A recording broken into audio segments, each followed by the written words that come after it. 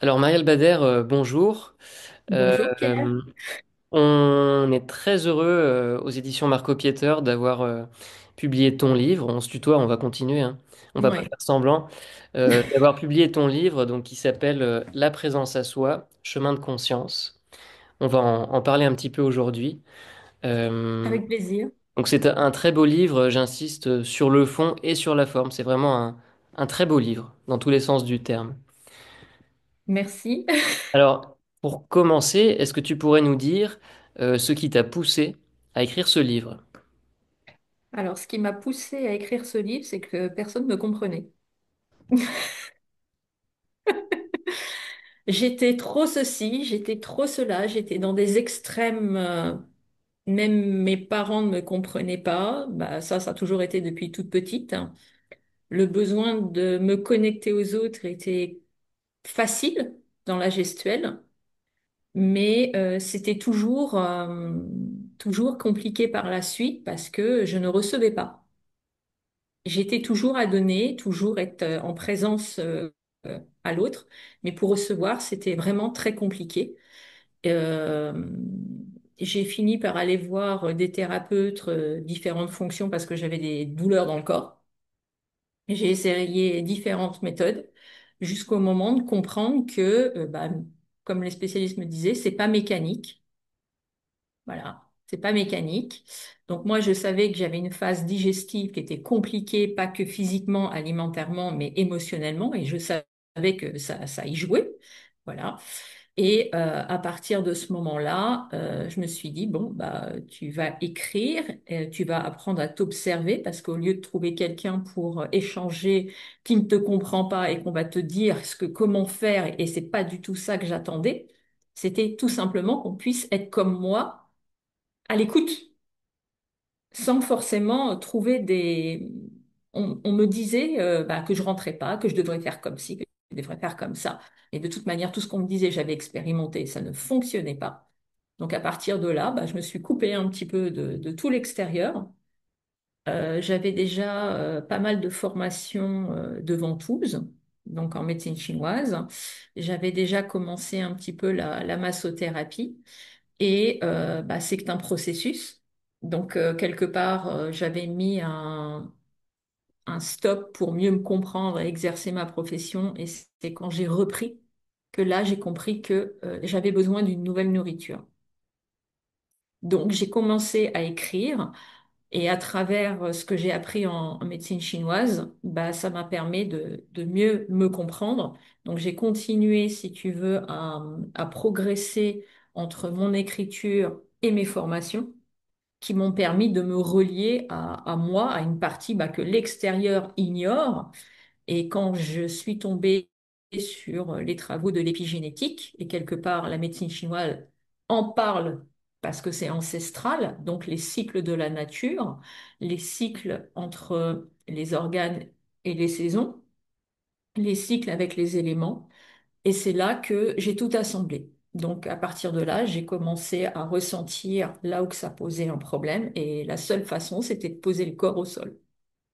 Donc à la fin, bah, j'arrive à ressentir et j'en ai après bah, créé quelque part les ateliers de la présence à soi qui vont bientôt commencer. Et c'est tout simplement, on ressent, on décrit et derrière ça, on sent qu'il y a quelque chose qui demande à s'exprimer. Et derrière ça, il y a tout ce qu'on n'a pas pu exprimer lors de blocages, lors de traumatismes, Parce que c'est pas le traumatisme qu'on libère, c'est la charge non exprimée du traumatisme. C'est-à-dire que la plupart des développements personnels, on va te dire, tu n'attires pas ce que tu veux, tu attires ce que tu vibres. Mais le problème, c'est que dans ces paroles-là, si je m'identifie à ce que je vibre, je suis toujours dans le manque. Et ça veut dire que c'est mon ADN qui manque, c'est pas moi, parce que moi, physiquement, je me sens pas dans le manque. Mais si je m'identifie à cette phrase, eh ben, je ne peux pas évoluer parce que je vais être dans l'auto-suggestion, je vais être dans le jugement parmi moi et je ne vais pas comprendre que c'est une partie de moi qui demande à être libérée. Donc, je vais encore chercher quelque chose, malgré que ça demande juste à être accepté, avant d'être accepté, accueilli. pour ressentir. Et une fois que c'est ressenti et qu'on le laisse circuler dans le corps, c'est tout ce que le corps a besoin de comprendre. Il a besoin de faire circuler ce qui a besoin de partir. Donc, quand on maintient un traumatisme qui est conscient dans le corps, et que ça peut être des traumatismes liés à l'enfance. Donc, moi, je sais que ça a été plutôt avec la relation paternelle. Et on va dire, mon corps au volant de ma voiture m'a tout simplement permis de recentrer ça parce que j'étais physiquement dans une relation toxique. Donc, cette relation physique que je vivais m'a permis de faire ressortir ce qui était enfoui inconscient. Et c'est là que la vie nous emmène tout pour déconstruire ce que notre cerveau nous a mis quelque part en mode sauvegarde, hein, pour ne pas mourir. Mais quelque part, dans la vie en grandissant, on va retomber pour digérer tout ça. Donc, quand on pose des questions après, moi je sais, j'ai pris le téléphone, j'ai posé la question à ma mère et je lui ai tout simplement posé la question et c'est là qu'elle m'a dit, bah, je savais pour ta sœur, mais pas pour toi. Donc, une de mes sœurs, c'était quand même la deuxième et moi, je suis la cinquième. Donc, entre-temps, j'ai des sœurs. Mais pour aller plus loin, je n'avais... Donc là, j'en ai voulu encore à ma mère, parce qu'elle ne m'avait pas protégée, et que sa réponse eh ben, ne me convenait pas. Donc j'étais encore en souffrance. Et c'est quand j'ai fait un bain de flottaison au sel d'Epsom,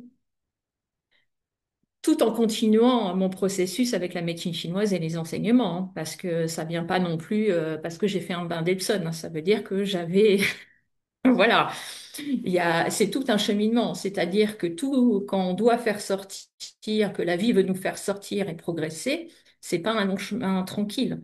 C'est comprendre que ce que l'on ressent, on a la capacité de le ressentir, mais qu'on n'a pas du tout conscience de ce qui s'est véhiculé en nous, dans notre ADN.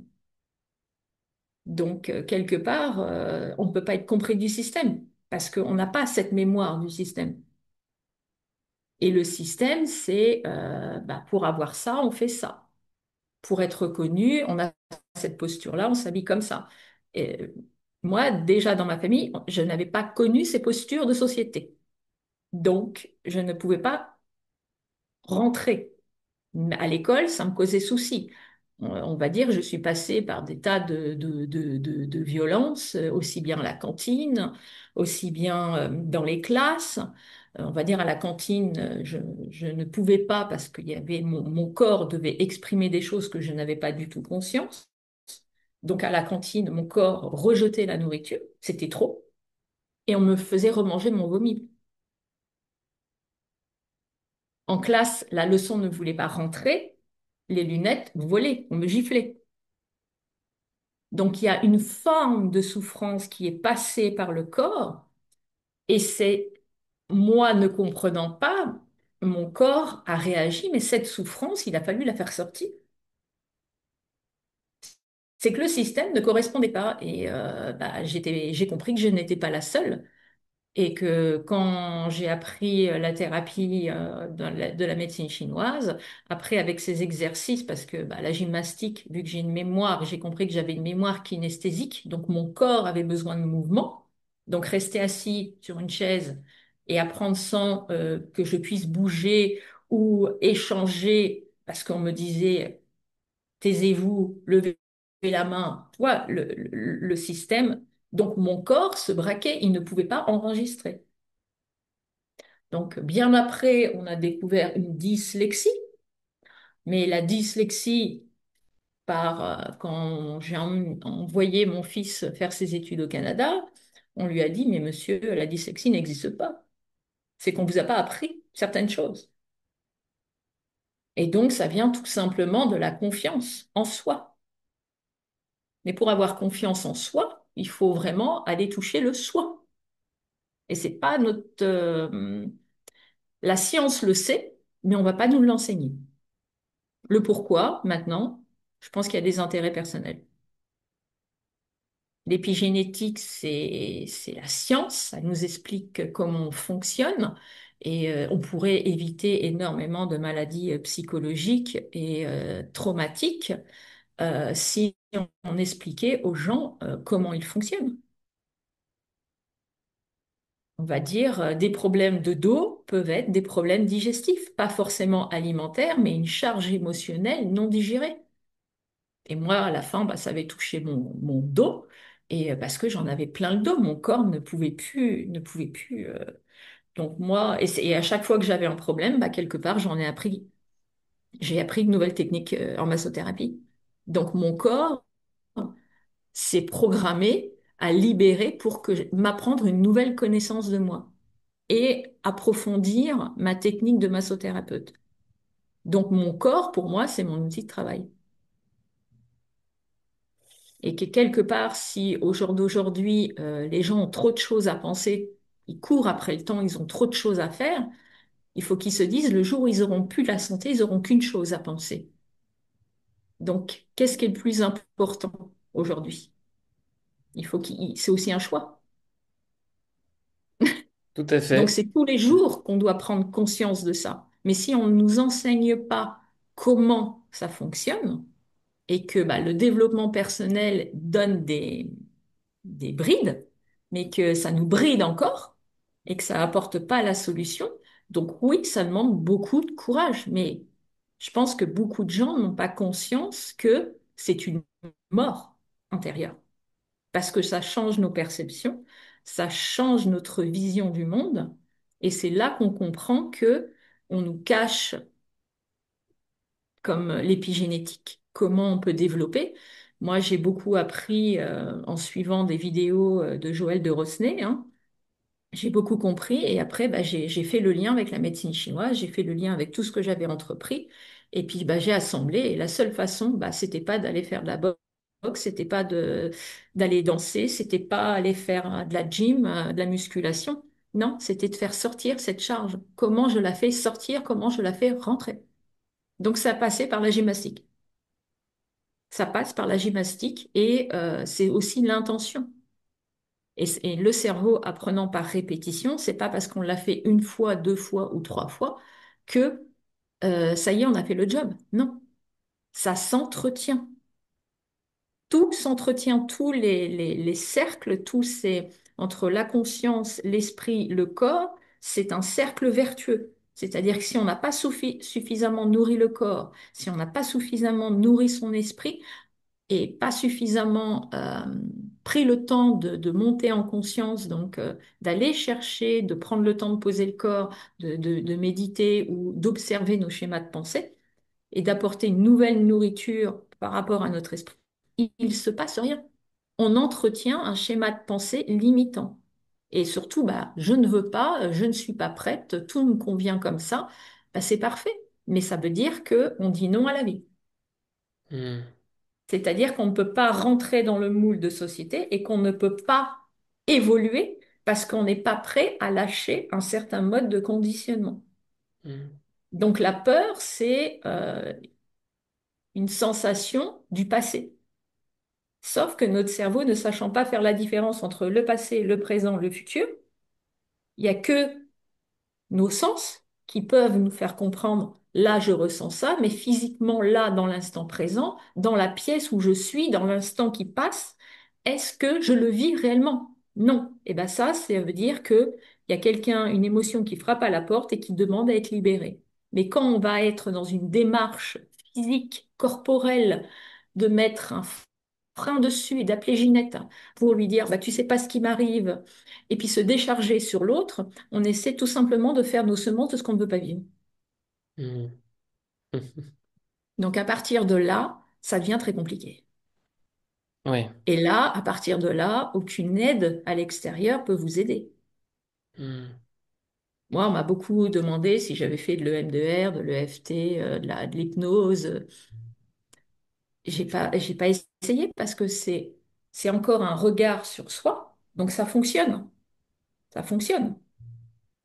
Mais arrivé à un moment, je vois bien actuellement, je suis en train de voir avec Marie-Chantal, hein, qui se reconnaîtra quand elle verra qui fait le l'EFT.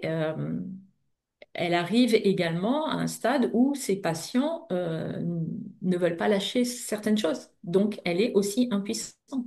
Donc, aujourd'hui, dans la thérapie que tout le monde peut connaître, on devient impuissant parce qu'on a chacun un libre arbitre et ça nous appartient.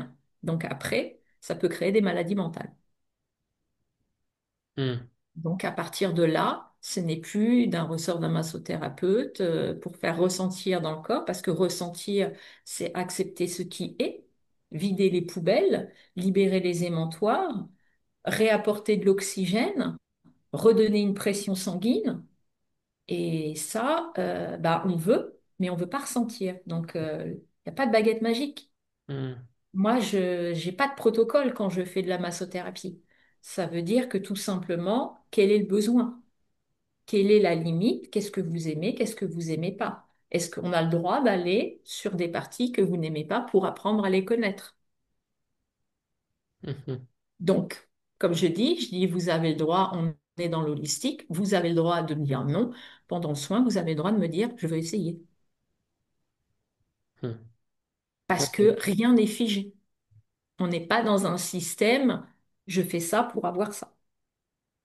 Le but, c'est de donner du mouvement, mais que ça soit le patient qui est sur la table qui permette de ressentir. Si on ne ressent pas, on se coupe de cette intuition qui essaie de vous parler, qui essaie de vous murmurer, la vie, c'est autre chose. Mais tant qu'on est collé dans la souffrance de ne pas être compris, il se passe que de la souffrance, parce qu'on Hmm. vibre le manque. Hmm. Et on n'a pas compris que ce manque, ce n'est pas nous. C'est ce qui circule dans notre ADN. Et ayant échangé bah, avant que le livre sorte, j'ai dû te contacter au mois de septembre et je suis allée visiter ma mère au mois d'août où elle m'a expliqué son enfance. Et c'est là que j'ai compris et que la colère est complètement descendue et j'ai pu lui dire, je dis, maman, les compteurs sont à zéro. Je dis, t'as réussi ta vie. Hmm. Voilà. Mes autres sœurs n'ont pas cette approche-là. Parce que bah, la fratrie, forcément, elle a complètement explosé. Et ma perception bah, ne regarde que moi. Et on le voit bien dans le- les mémoires transgénérationnelles. Et généralement, c'est le dernier de la fratrie qui a tout dénoyauté. Je suis la dernière. Par hasard. Voilà. Et ma mère a eu 5 filles pour avoir la capacité de se voir, mais elle ne s'est jamais vue. Hmm. Ah, je vois. Voilà. Elle Ok. peut être fière, mais elle ne le dira pas. Hmm. Il n'y a aucune expression à part du ressentiment. Hmm. Ok. Maëlle, j'ai une question. Tu parles beaucoup, tu en as parlé tout à l'heure encore, de conscience, de vibration, d'énergie. Euh, à qui s'adresse ton livre en particulier? Aux gens qui sont déjà très mystiques ou à monsieur tout le monde, monsieur, madame tout le monde? Bah, je dirais plutôt monsieur et madame tout le monde parce qu'on a tous des douleurs corporelles, on a tous une surcharge mentale, on court tous après le temps. Mais déjà, le temps, si les gens ne le prennent pas, ils n'en auront pas. Donc, ça veut dire tout simplement que si je ne me pose pas, si je ne m'autorise pas à déplaire, je n'aurai jamais le temps. Hmm. Et que, bah, faut savoir qu'est-ce qu'on veut léguer à nos enfants. Parce que notre attitude, eux, leur cerveau fonctionne par mimétisme. Donc à partir de ce moment-là, on va leur montrer ce qu'on ne veut plus vivre. Hmm. Et c'est comme ça que, eh ben, dans l'ADN, il se trouve ce qu'on ne veut plus vivre. Mais ça, on n'en a pas conscience. Ah bon. Nos enfants, ce sont des mini-nous. Jusqu'à arriver à un moment de l'adolescence où on les aura ados, hein, dont le mot adolescence. Et tout ce qui a été réprimé, vous allez vous le prendre dans la tête. Donc, quand on veut, quelque part, en tant que maman, moi j'ai eu 2 garçons, vouloir les protéger, vouloir les accompagner, c'est plutôt les étouffer. Les étouffer dans le sens où ils ont leur propre expérience à vivre. Et l'adolescence est là. pour exprimer le soi. Hmm. Moi, tu m'as fait prendre ça, mais moi, j'ai envie d'expérimenter ça. Et tant qu'ils n'auront pas expérimenté et compris que il y avait un passage entre les deux où ils devaient ressentir et se dire c'est ça. Et aujourd'hui, je leur dis, je dis heureusement que vous m'avez déplu. Et je dis continuez à me déplaire. Hmm. Donc, plus vos enfants, bah, quelque part, vont vous déplaire, plus vous avez quelque chose à comprendre. Parce que entre le premier et le deuxième, bah, vous n'avez pas vécu la même chose et vous avez évolué, mais sauf que vous l'avez pas vu. Hmm. Et que bah, chaque enfant est là aussi pour faire évoluer et ont un héritage dans leur ADN qui est plus ou moins un mix des deux, où on va retrouver des traits physiques, mais c'est pas que physique, c'est aussi dans l'ADN. Hmm. Donc, j'en ai un personnellement, qui aime l'aventure, qui est droit dans ce qu'il fait. Ça, c'est mon côté, c'est mon ancien moi, je dirais. Et aujourd'hui, bah, faut que je compose avec ma sensibilité, ce que je pense et ce que je ressens. Et mon deuxième, c'est plutôt ça. Mais à un débit beaucoup plus supérieur, au mien. Mais ils sont heureux comme ça. Donc, le principal est qu'ils soient heureux comme ça et qu'ils aiment faire ce qu'ils font et que ça donne du sens aussi à leur vie. Hmm. Bien sûr. Donc, que ce soit l'ancien ou le nouveau, peu importe, c'est un passage que vous, en tant que parent, vous devez continuer à aimer parce que c'est ce qui a permis et c'est ce qui continuera, quel que soit le métier que vous faites, quel que soit l'environnement où on se trouve. C'est pour ça que bah, la paix, c'est faire la paix aussi avec tout ce qui se trouve dans notre ADN, quels que soient les traumas qu'on a pu recevoir de nos parents, aussi bien des chocs émotionnels, des personnes qu'on a perdues, qui ont quitté ce monde, voilà. Parce que c'est ça, ça ne dépend pas de nous, de nos actions. Ça dépend du cycle de la vie. Hmm. Donc derrière ça, faut accepter, avoir une vision déconstruite de celle de la société. Hmm. Donc on le voit bien à travers tout ce qu'on a traversé. Moi, la crise Covid a été un facteur où bah, ce qui m'a permis de... Moi, j'étais en train de repeindre. Je savais qu'après, quand ça serait terminé, je déménagerais. J'ai déménagé. Et c'est là qu'a commencé tout le nouveau. J'avais commencé à écrire des cahiers, mais j'ai repris ces cahiers et j'ai quitté le bord de mer et je me suis mis au vert et on va dire j'étais plus dans l'observation. La mer me brasse. C'est là pour donner du mouvement. Et quand le mouvement est là, maintenant, après, il faut l'ancrer. Donc les gens, tu vois, moi, la majorité des gens qui viennent en Bretagne viennent de la région parisienne. Donc ils viennent se laver en bord de mer. Hmm. Mais c'est pas forcément conscient. C'est pas forcément conscient. Parce que à l'intérieur, il y a une marée qui a duré depuis tant de temps. Donc venir au bord de mer va redonner du mouvement et se faire masser va redonner du mouvement. Regarder l'horizon va permettre de voir plus loin, d'apaiser le mental et de prendre conscience que c'est ça qu'il me faut. Mais il se l'autorise 5 semaines par an. Donc au jour d'aujourd'hui, bah, c'est un choix. Il faut que les personnes se responsabilisent. Comment je peux améliorer mon quotidien? Et pas faire les questions, les réponses. Aller trouver les personnes en face et de dire, là, j'en peux plus. Là, j'ai besoin de déléguer ou est-ce qu'il y a moyen de faire une formation? Parce que le problème, c'est que plus on reste sur nos acquis, plus on rentre dans quelque chose de sécurisant et donc on devient conditionné. Donc, on ne laisse pas l'instant présent pouvoir nous surprendre parce que tout est programmé. Et elle est là, l'erreur. Donc, tant qu'on n'investit pas en soi, qu'on ne va pas utiliser notre côté artistique, notre côté loisir, notre côté littérature, notre côté... voilà. Moi, ce livre, avant tout, c'était pour me décharger. Et c'est quand j'ai fait mon premier site, disons pas mon premier, quand j'ai repris la refonte de mon site, C'est là que bah, Charlotte m'a dit, qu'est-ce que tu as envie de mettre? Tu as des écrits, tu as des... Oh, bah, j'ai des écrits, j'ai pas de cahier. Et c'est là que quand elle a lu, elle me dit, t'as jamais pensé? Bah non, une dyslexique ne fait pas de livre. Tu comprends? Après, oui. Ah, Donc, elle a repris les expressions, elle m'a créé une table de matière, elle m'a demandé si ça a été, si ça correspondait à ma vision et à mon ressenti, parce qu'elle travaille en illustration par son ressenti. Et à partir de là, elle me dit, pour pas que ça soit lourd à lire, ben, on va l'illustrer. Donc, c'était une évidence, vu que je ne voulais pas voir mon corps, malgré que je touchais le corps, et que c'était le corps qui avait besoin d'être accueilli et écouté et ben, qu'il fallait mettre le corps. Et même dans mon logo, avant, il n'y avait aucune vision du corps. Je ne me voyais pas. hmm, Et du moment où j'ai commencé à écrire, bah, je suis passée dans la communication, donc écrire.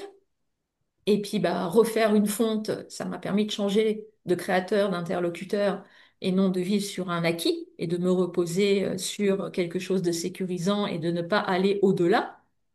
Donc, et puis bah là, bah, ça va repartir dans ce sens-là. On refait bah, je vais refaire une refonte et il y a autre chose qui s'ouvre.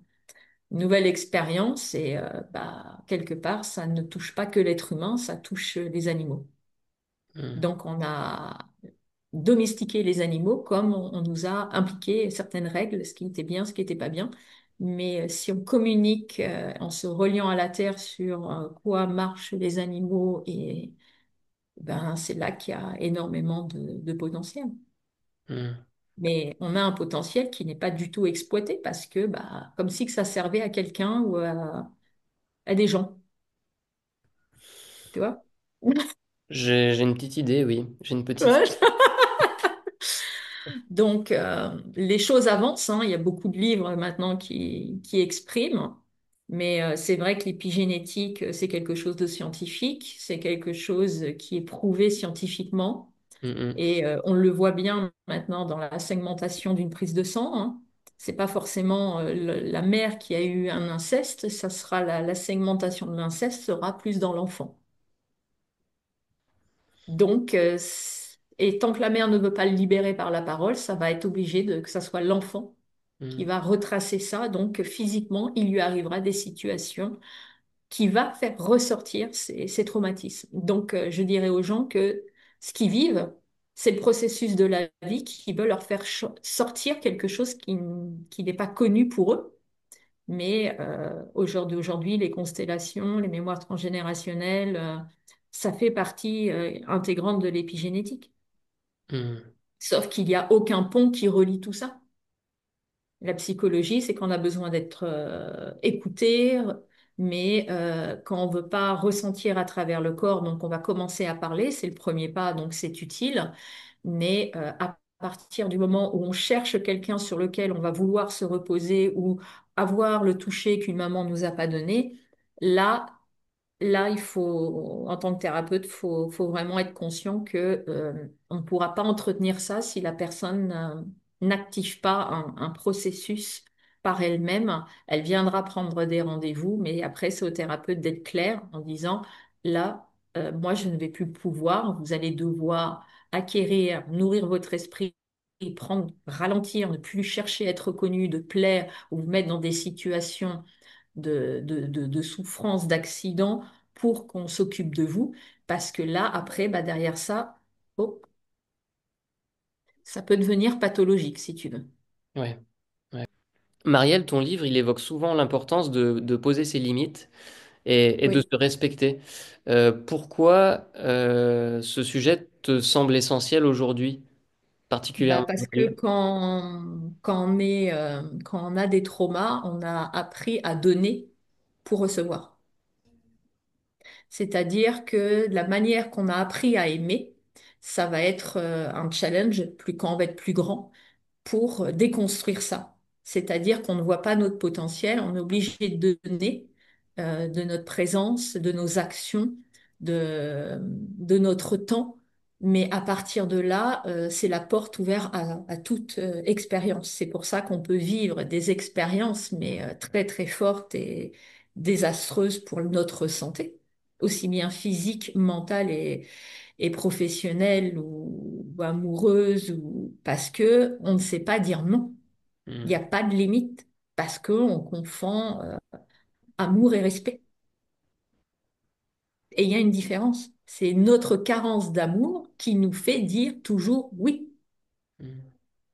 Et tant qu'on n'apprend pas à dire là, c'est non parce que j'avais prévu mon rendez-vous et que ce rendez-vous-là, ça fait quand même 15 jours et que même si mon fils ou ma fille vient d'avoir un clash ou quoi que ce soit, non, j'y vais, je trouve une solution. Soit je fais appel à quelqu'un parce que je ne fais jamais appel à quelqu'un, vu que je porte tout.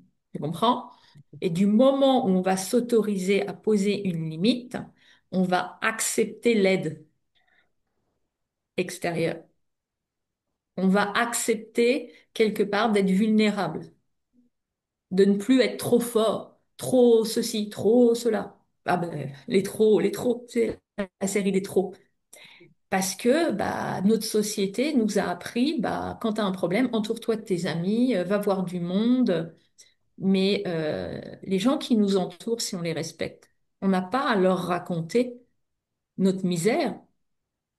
Si on prend la responsabilité de ce qui nous arrive, une fois qu'on a compris en posant des limites, parce que tant qu'on n'a pas posé de limites, on se respecte pas. Tant qu'on n'accepte pas de déplaire, on ne peut pas se plaire. Donc c'est pour ça que bah, les enfants, quand on les a ados, eh ben, ils commencent à nous déplaire. Parce que c'est une expression d'eux et c'est juste et c'est normal. C'est pas que ça va passer. Il faut tout simplement accepter que eux vont savoir poser des limites pour que nous, on puisse aussi en poser, mais pas vis-à-vis de l'enfant, vis-à-vis de nous-mêmes. Il nous fait comprendre, bah, je te remercie de t'avoir occupé de moi, mais maintenant il faut que j'apprenne aussi à m'occuper de moi. Et il faut que j'apprenne que même si je te déplais, l'amour sera toujours là. Mais beaucoup d'enfants ne comprennent pas que même si tu me déplais, on va plus être aimé. Hmm. C'est une punition. C'est une punition. Donc après le ressentiment, l'amertume, et donc bah là le foie, voilà la vésicule, l'indigestion, les non-dits, tout s'enchaîne, tout s'enchaîne. Donc ce n'est pas euh, un protocole, ce n'est pas, c'est d'aller chercher en soi, et c'est de la décortication. Et du moment où on le sent que ça circule dans notre corps, et que et ben c'est là que vous allez pouvoir le faire. Sans massothérapie, ça circule aussi. Mais pour ça, il faut apprendre. Il faut apprendre. Hmm. Mais un jour ou l'autre, la vie nous mettra au pied du mur pour qu'on apprenne. Et donc les circonstances, les aléas de la vie, bah, les mariages, la maladie, les divorces, les pertes de travail, font partie pour qu'on comprenne qu'il y a mieux qui nous attend. Mais dans l'instant, mais on le pleure, mais c'est pas possible. Parce que on sent qu'on va mourir, mais comment on va faire? J'ai plus de travail, mais comment je vais faire pour nourrir mes enfants? Et c'est cette peur qui devient viscérale et, et qui nous ronge viscéralement et qui nous laisse dans des circonstances de ne pas nous ouvrir à notre potentiel. Mais c'est tellement plus simple. Hmm. C'est tellement plus simple. Parce que accepter de mourir de quelque chose que vous sentez de vrai et que à l'extérieur, ça n'y est pas, vous avez l'impression que vous êtes en train de devenir fou. Hmm. Donc, oui, les cliniques peuvent aider pour certains, pour ralentir, pour ne pas se mettre en danger. Donc, c'est pour ça qu'il n'y a pas de bonnes ou mauvaises actions. Tout est apprentissage. Tout est là pour vous apprendre de la connaissance de soi. Le plus petit pas possible sera un mouvement envers soi. Hmm. Mais ça devient compliqué parce que le temps s'accélère et le temps, bah, les gens ne le prennent plus. Mais on voit bien que les journées, en 24 heures, on ne fait plus ce qu'on faisait avant. Hmm. Mais c'est tout simplement parce que bah, plus on aura d'ondes électromagnétiques, plus le mouvement planétaire, la rotation va jouer sur notre centre de gravité sur la Terre. Hmm. Donc après, on sort de l'épigénétique, mais on assemble à de la physique quantique. Mais déjà de comprendre l'épigénétique, de comprendre ce que nous ressentons, c'est en nous, mais de ne pas s'identifier à ça. Et du moment où on le ressent, c'est de là le libre arbitre de dire, moi, j'ai besoin de vivre ça. Donc, et ça va passer. La- L'émotion va passer. Mais quand vous êtes vraiment dans cette non-connaissance, bah, moi, des boîtes de mouchoirs, Lotus, j'en ai vidé. J'en ai vidé. J'en ai vidé. Mais après, bah, il y a un engrenage que vous libérez, vous dites chouette, et puis bah, ça fonctionne 2 ans. Ah ouais, mais ça, j'avais pas compris. Ah, mais ça, donc la vie vous fait systématiquement évoluer. Donc la vie, c'est de la croissance. Mais tant qu'on veut rester sur une zone de sécurité confortable, de société, et qui correspond à notre environnement, et qu'on se tait pour ne pas déplaire, pour ne pas perdre le conjoint, pour ne pas perdre l'amour de nos enfants, eh ben, on se convertit à quelque chose qui n'est pas nous, et donc notre corps tombera systématiquement malade. Hmm. Pourquoi ne pas, on ne peut pas dire non parce que on a vu nos parents, on a vu ce qui plaisait aux gens, donc pour ne pas déplaire, on se soumet à ce qu'on attend de nous. Et à partir de là, bah, il n'y a plus de limite en nous. Donc il n'y a plus de respect de soi. Donc faut comprendre que moi je donne toujours l'exemple quand vous allez acheter une voiture, si vous voulez une Porsche, vous n'allez pas aller chez Citroën. Vous mentez pas. Donc quand quelqu'un vous insupporte ou que vous n'avez pas le temps, pourquoi vous ne pouvez pas exprimer je n'ai pas le temps? Parce que derrière ça, vous ne voulez pas déplaire. Vous voulez, vous ressentez la souffrance de l'autre et donc ce qui fait ressentir votre souffrance non exprimée. Et là, vous êtes pris au piège parce que la souffrance de l'autre vous colle contre la vôtre. Mais encore là, bah, vous allez donner ce que vous ne voulez pas traiter. Donc, vous allez vous prendre 2 fois plus de charges. Donc, s'il n'y a pas de limite, si vous ne pouvez pas dire non, je suis désolée, mais là, faut que tu te prennes en main et là, je ne peux plus t'écouter parce que là, il faut que tu te fasses aider. Et si la personne ne veut pas comprendre qu'il y a des spécialistes et que à chaque fois qu'on voit Martine et que Martine s'exprime toujours depuis 2 ans, c'est toujours la même histoire. Donc, arrivé à un moment, on y est tous passés, aller manger tous les dimanches chez notre grand-mère.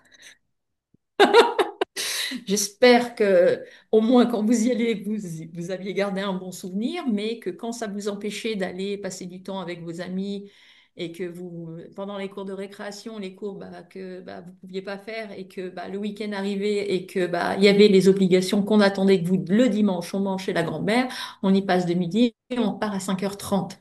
Ouais, mais après, pour faire le bain, pour finir les devoirs. Donc, et qu'il y avait de l'école le samedi matin. Bah, ça laisse pas beaucoup de temps et on a été formaté dans ça. Faire plaisir. Faire plaisir. Au détriment de se faire plaisir.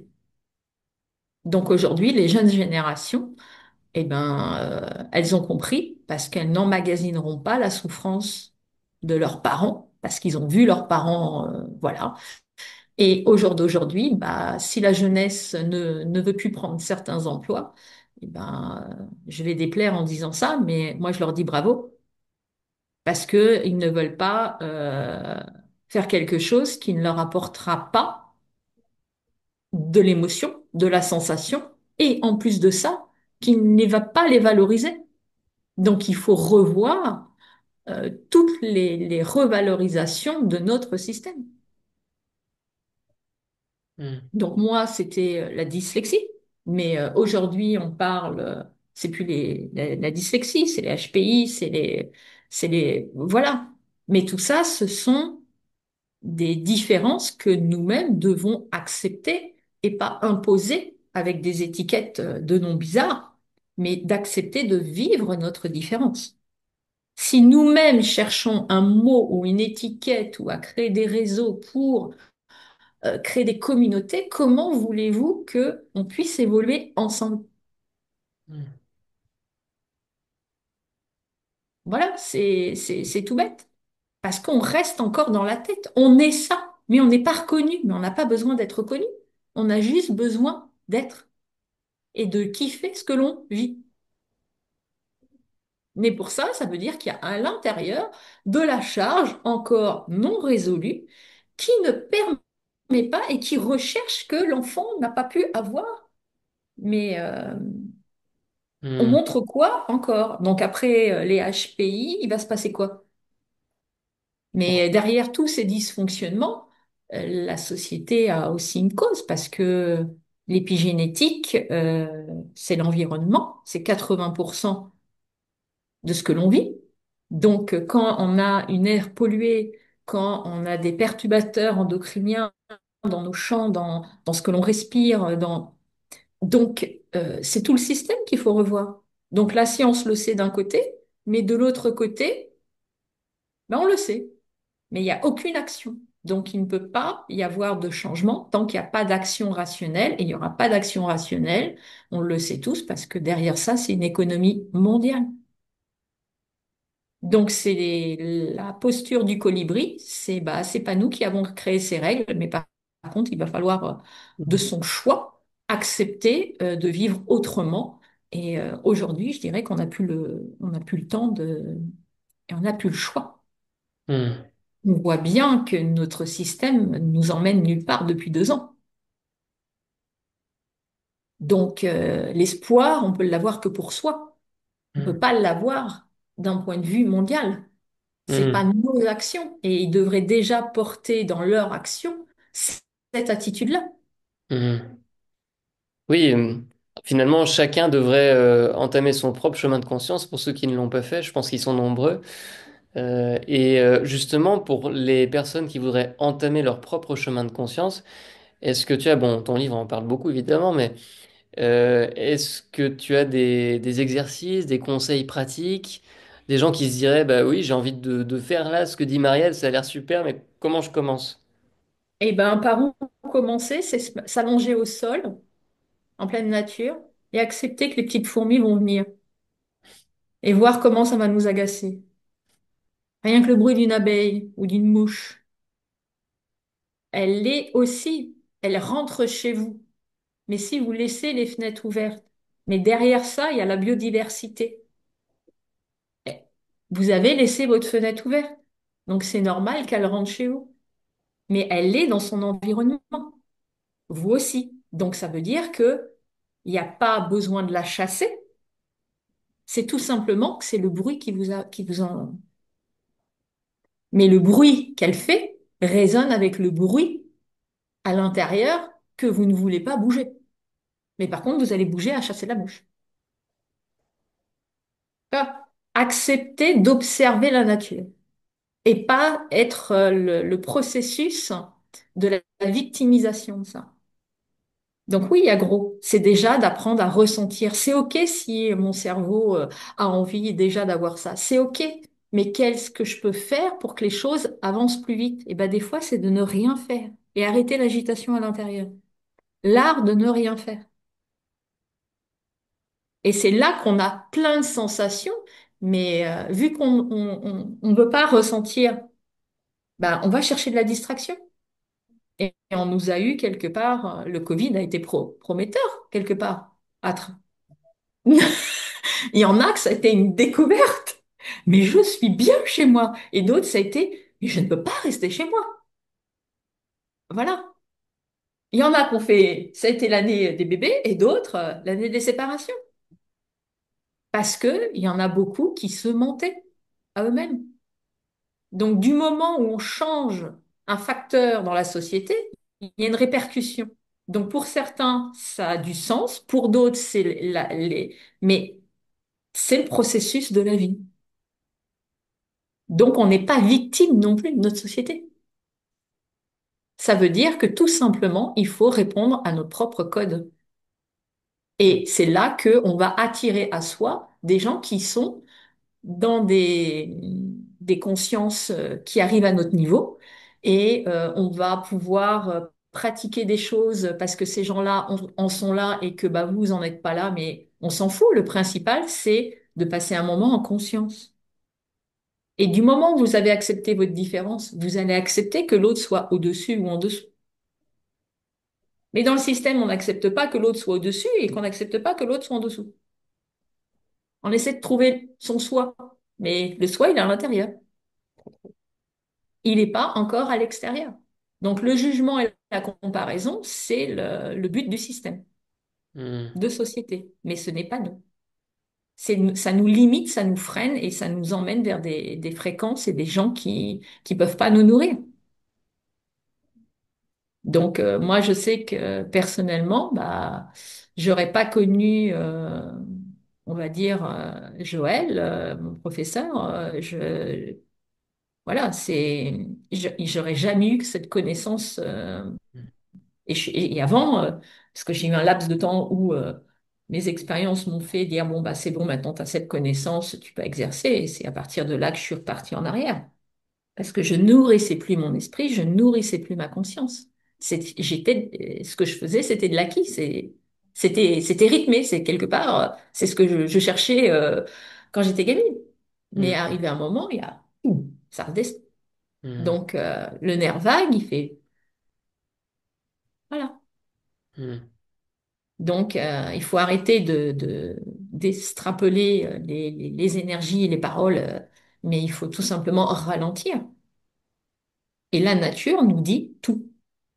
On va dire, quand vous êtes voileux, que vous pratiquez le kitesurf ou que vous passiez de la planche à voile ou que vous êtes navigateur, vous n'allez pas prendre la mer en disant comme ça. Non. C'est un Hmm. élément qui sera toujours plus fort que l'être humain. Donc, en fonction des océans, en fonction des vents, la mer réagit.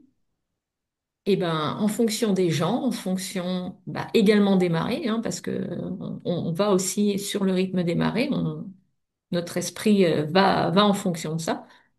Et ben, on va réagir, Hmm. mais on a le choix d'agir pour son bien. Donc, de laisser l'autre et d'accepter que bah, il puisse vous insulter, qu'il n'est pas d'accord, vous n'êtes pas là pour le convaincre. Mais si vous essayez de le convaincre comme l'autre pour qu'il se taise, mais alors là, c'est une chaîne sans fin. Hmm. Donc, il faut savoir qu'est-ce qu'on nourrit quand on communique avec quelqu'un.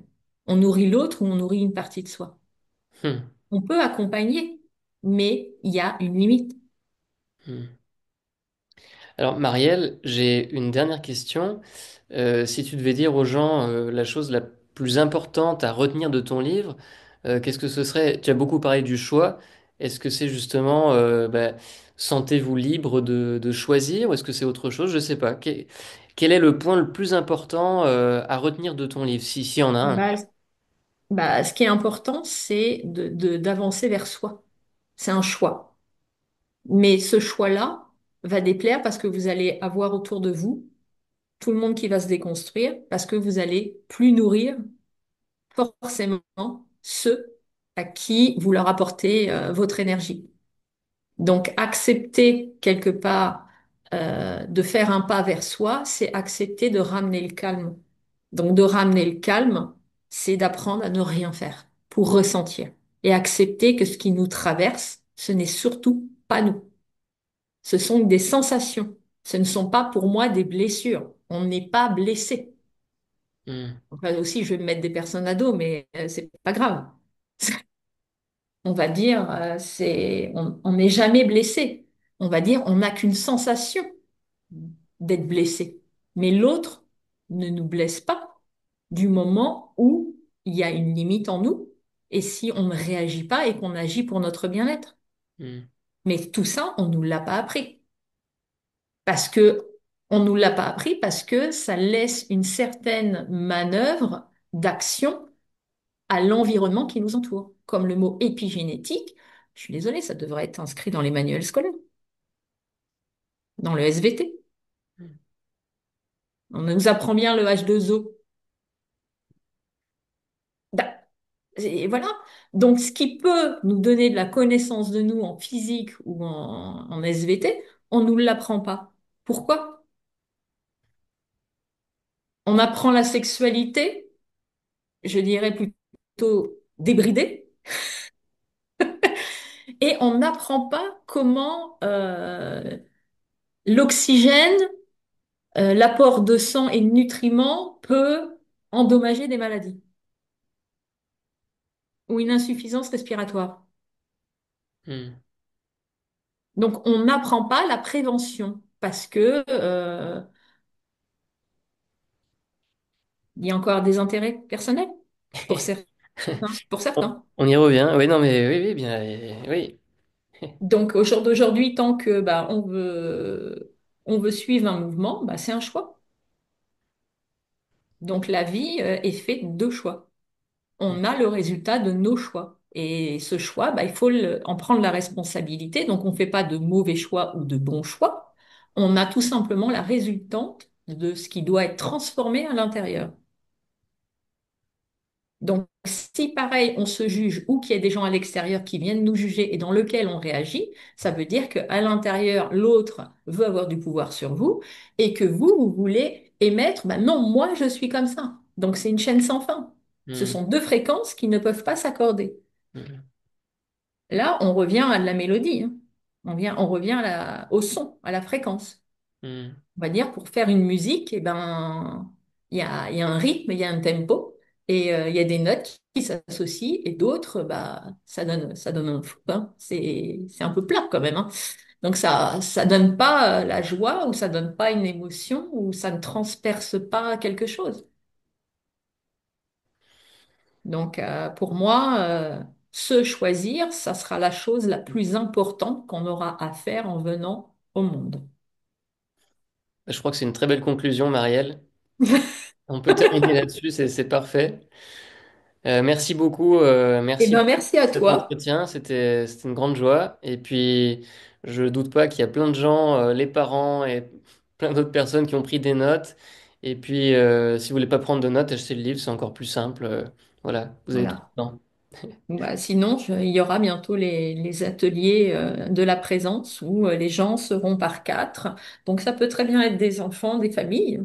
Ça peut être très intéressant parce que là, les mémoires vont circuler et euh, les parents ne pourront pas réagir à ce que peuvent dire les enfants et les enfants ne pourront pas réagir à ce que vont dire les parents parce que ça sera uniquement ce qui se passe dans l'unité de chacun.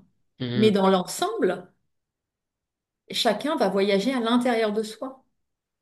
Et est-ce que tu peux dire aux gens où auront lieu ces ateliers, où est-ce qu'ils peuvent te trouver? Nous, on le sait, mais... Alors, après, on est en train de les mettre en place. Là, je suis en train de les mettre en place sur Carnac, en Bretagne.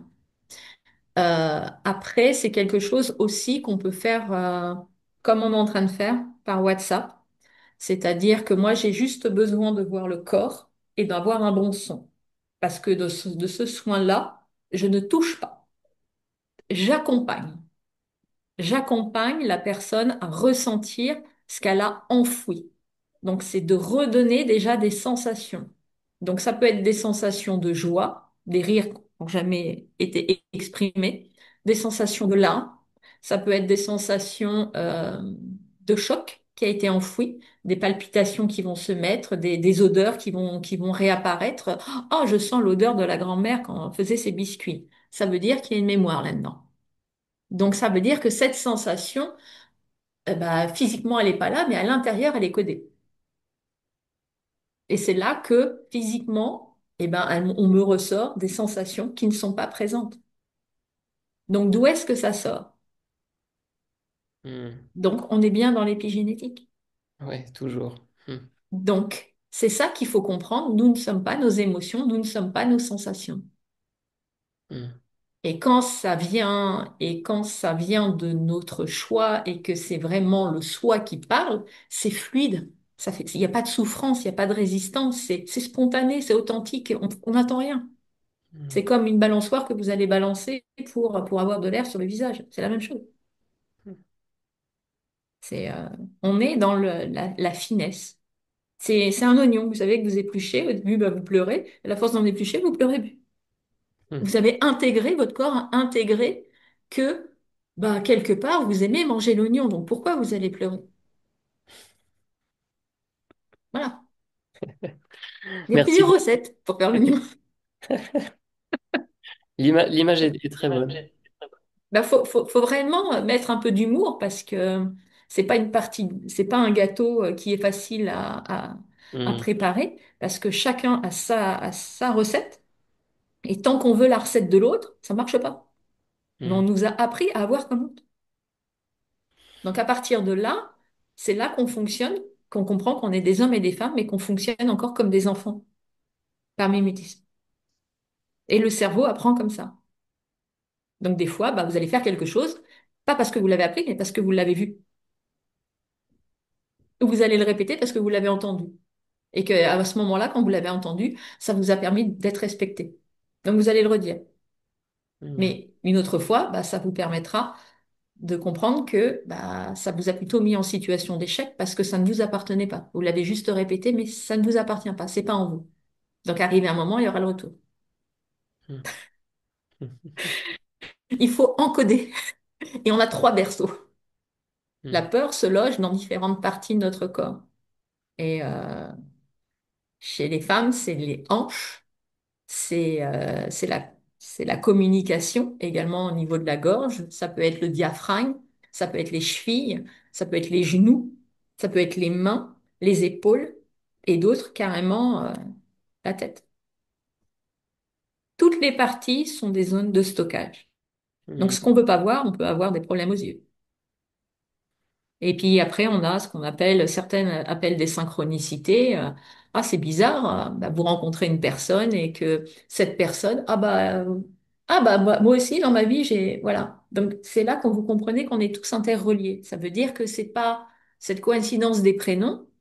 Les prénoms, ils vibrent aussi. C'est comme, c'est de la mélodie. Donc, ça veut dire que si ce prénom-là vibre en moi et que je retrouve la même énergie qu'il se retrouve de l'autre côté, ça veut dire que à l'intérieur, il se passe encore une émotion qui appartient pas à la mienne, mais aux autres et qui est en moi, parce que c'est toujours les mêmes noms qui reviennent. hmm. Après, tout va monter en conscience, mais il faut y aller pas par pas. Et aujourd'hui, bah, quelque part, c'est pouvoir avoir du plaisir dans ce que l'on fait, pouvoir manger sainement, de consommer sans excès, Hmm. voilà. Et surtout, comprendre que son corps comment il est en santé. Et surtout, arrêter de comprendre qu'il faut manger 5 fruits et légumes par jour. Parce que là, vous allez tomber, mais de très haut. Faut comprendre que telle vitamine nourrit tel organe. Et qu'aujourd'hui, c'est pas en mangeant ça, même si c'est dedans, c'est censé être dedans, ce n'est plus dedans. Hmm. Donc votre corps sera carencé. Et les carences en minéraux et en vitamines emmènent une dénutrition. Et vous pensez que vous avez besoin d'une détox. Non, vous avez besoin d'être reminéralisé. Oui. Oui, on est tous malnutris, plus ou moins, hein. Mais Il c'est n'y a ça. pas qu'en Afrique ou dans les pays pauvres. Ah non, non, En non. Occident, nous sommes malnutris. Malnutris. Voilà. Mais c'est un autre sujet et Voilà. on en discutera une prochaine fois. Mais c'est l'ensemble de l'épigénétique. Ça Oui, fait partie. oui.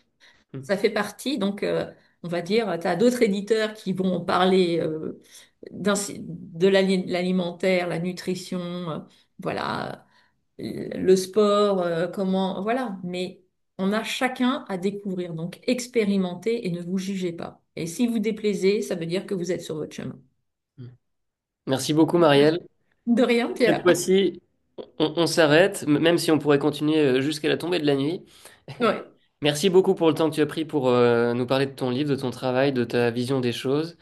Et puis peut-être à une prochaine fois. Eh bien, avec plaisir, Pierre. Merci beaucoup, Marielle. Merci à toi. Au Au revoir. revoir. Au revoir.